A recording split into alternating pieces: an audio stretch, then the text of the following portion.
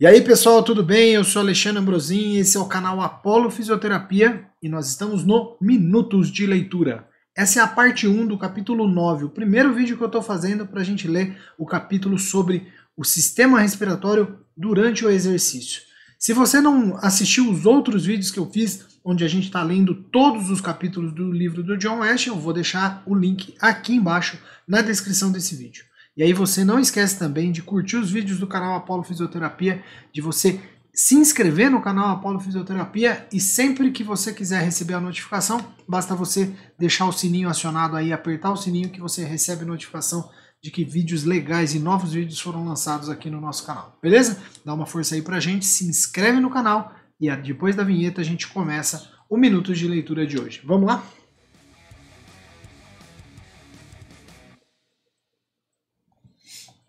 Vamos lá então, pessoal. Como eu disse para vocês, nós estamos aqui no Minutos de Leitura e nós vamos começar a ler o capítulo 9 do livro do John West. Para quem está seguindo aí comigo, nós estamos seguindo aqui a 5ª edição do livro do John West e eu estou na página 123. Acompanha aí comigo, nós vamos falar então o sistema respiratório sob o esforço. Primeira coisa então, vamos lá. Como a troca gasosa é efetuada durante o exercício? A baixa e altas pressões e ao nascer. O pulmão normal possui enormes reservas em repouso e estas o capacitam a satisfazer as demandas grandemente aumentadas nas trocas gasosas durante o exercício. Além disso, o pulmão serve como nosso principal elo fisiológico do ambiente no qual vivemos. Sua área de superfície é umas 30 vezes a da pele, maior do que da pele. O impulso humano para subir mais alto e mergulhar mais fundo põe o sistema respiratório sob grande esforço, embora esses sejam insultos pequenos em comparação com o processo, por exemplo, de nascer. Neste capítulo examinaremos alguns dos problemas dos ambientes incomuns que muitas vezes lançam luz sobre a função pulmonar normal. Então vamos lá. O item agora é exercício. As exigências de troca gasosa do pulmão são enormemente aumentadas durante o exercício. Tipicamente, o consumo de oxigênio em repouso é 300 ml por minuto e pode subir para cerca de 3.000 ml por minuto em indivíduos moderadamente treinados e a tanto quanto 6.000 ml por minuto num atleta de elite. Similarmente, a eliminação de CO2 em repouso de, digamos, 240 ml por minuto aumenta para cerca de 3.000 ml por minuto. Tipicamente, a relação de troca R eleva-se de cerca de 0,8 em repouso para 1 no exercício. Este aumento reflete uma maior dependência de carboidrato do que de gordura para produzir a energia requerida.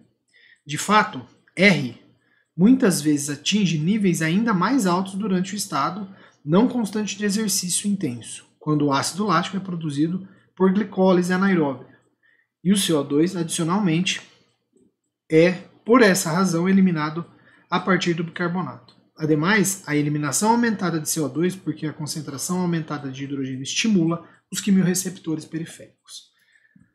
O exercício é convenientemente estudado em uma esteira rolante ou em uma bicicleta ergométrica. À medida que a taxa de trabalho ou potência é aumentada, a captação de oxigênio aumenta linearmente. Entretanto, acima de uma certa taxa de trabalho, o consumo de oxigênio torna-se constante. Isso é conhecido como o VO2 máximo. Um aumento na taxa de trabalho acima desse nível somente pode ocorrer através da glicólise anaeróbica. A ventilação também aumenta linearmente, inicialmente quando plotada em relação à taxa de trabalho e VO2. Mas os altos valores de consumo de oxigênio, de VO2, ela aumenta mais rapidamente porque o ácido lático é liberado. E isto aumenta o estímulo ventilatório. Às vezes há uma ruptura nítida na inclinação. Isso tende a ser chamado de limiar anaeróbico, embora o termo seja um pouco controverso. Uma razão para a controvérsia é que a relação entre produção de lactato e PaO2 muscular é variável. Os indivíduos não treinados produzem lactato em níveis de trabalho relativamente baixos, enquanto os sujeitos bem treinados são capazes de atingir níveis razoavelmente altos de trabalho antes que ocorra a glicólise anaeróbica substancial. Bom, muitas funções do sistema respiratório alteram-se no exercício. a capacidade de difusão do pulmão aumenta em virtude do aumento da capacidade de difusão da membrana e do volume de sangue nos capilares pulmonares. Essas alterações são produzidas pelo recrutamento e distensão dos capilares pulmonares, particularmente nas partes superiores do pulmão. Tipicamente, a capacidade de difusão aumenta pelo menos ao triplo, ou seja, 3 vezes. Apesar de tudo, alguns atletas de elite em níveis extremamente altos de trabalho apresentam uma queda na pressão de oxigênio arterial causada pela limitação da difusão. O débito cardíaco aumenta aproximadamente linearmente com o nível de trabalho, como resultado dos aumentos ao mesmo tempo da frequência cardíaca e do volume de contração. Entretanto, o aumento do débito cardíaco é apenas 1/4 do aumento da ventilação. Isso faz sentido porque é muito mais fácil movimentar o ar do que deslocar o sangue, se consultarmos a equação do princípio de Fick. O aumento do consumo de oxigênio é produzido ao mesmo tempo por um aumento do débito cardíaco e uma elevação da diferença de oxigênio arteriovenoso em virtude da queda de concentração de oxigênio no sangue venoso misturado. Em contraste, se consultarmos a equação análoga a respeito da ventilação, a diferença entre a concentração de oxigênio inspirado e expirado não se altera. Isso é coerente com um aumento muito maior da ventilação do que do fluxo sanguíneo. O aumento no débito cardíaco associa-se com a elevação de ambas as pressões na artéria pulmonar e venosa pulmonar, o que se responsabiliza pelo recrutamento e distensão de capilares pulmonares. A resistência vascular pulmonar cai. Em indivíduos normais, a quantidade de desigualdade na ventilação-perfusão diminui durante o exercício moderado, em virtude da distribuição topográfica mais uniforme do fluxo sanguíneo. Contudo, como o grau de desigualdade de ventilação-perfusão nos pacientes normais é desprezível, isso tem pouca consequência.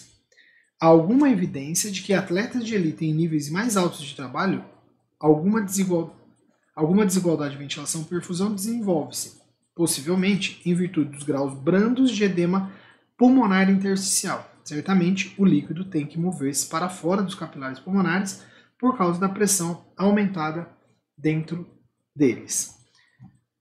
A curva de dissociação de oxigênio move-se para a direita nos músculos que estão em exercício, em virtude do aumento da PCO2, concentração de hidrogênio e temperatura. Isso ajuda ao descarregamento de oxigênio no músculo. Quando o sangue retorna ao pulmão, a temperatura do sangue cai e a curva desvia um pouco para a esquerda. Em alguns animais, como cavalos e cães, o hematócrito aumenta com o exercício, porque hematócritos são ejetados do baço, mas isso não ocorre em humanos. Nos tecidos periféricos, os capilares adicionais abrem-se, assim, reduzindo o comprimento da trajetória de difusão da mitocôndria. A resistência vascular periférica cai porque grande aumento do débito cardíaco não se associa com um grande aumento na pressão média, pelo menos durante o exercício dinâmico, tal como correr. Durante o exercício estático, como o levantamento de peso, grandes aumentos na pressão arterial sistêmica muitas vezes ocorrem. O treinamento do exercício aumenta o número de capilares e mitocôndrias nos músculos esqueléticos. Conforme vimos no capítulo 8, o aumento muito grande da ventilação que ocorre durante o exercício fica em grande parte inexplicado. Entretanto, o resultado líquido é que a PaO2, PCO2 e pH são poucos afetados durante o exercício moderado. Os níveis mais altos de trabalho, a PCO2 muitas vezes cai, a PaO2 sobe e o pH cai por conta da acidose lática, ok? Depois a gente o próximo vídeo, a parte 2 desse vídeo, vai falar com vocês um pouquinho sobre altas altitudes, o que ocorre durante o exercício em altas altitudes, beleza?